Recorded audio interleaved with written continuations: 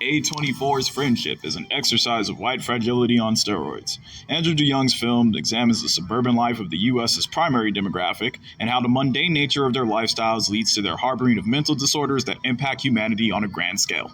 Poor efforts to be a part of the crowd plague Euro-America, and this leads to plagiarization, ritual abuse, selfishness, and narcissistic self-expression, all which the entire cast get across as easy as taking their next breaths. The characters in DeYoung's picture are all horrible examples of holding together what constitutes as a healthy relationship, yet they are expected to be the poster children of this concept of community, and that visibly crushes them as they go to extraordinary lengths that make them look like the fools they are as the audience is allowed to peek behind their assumedly gated community's closed doors. These are plain, pale people, the type that Western media pushes to speak for the entire society and how Western society should be, and when examining them here, it's no wonder the West is a mess. DeYoung's film shows the dangers of settling in relationships, the insanity of the concept of being a stepfather, how the European Caucasoid copies what they believe to be cool just to take credit for it, and make up their own false narrative on how these wonders were discovered, and how childish the concept of camaraderie is in a capitalistic society, platonic or otherwise, unless there is a bottom line.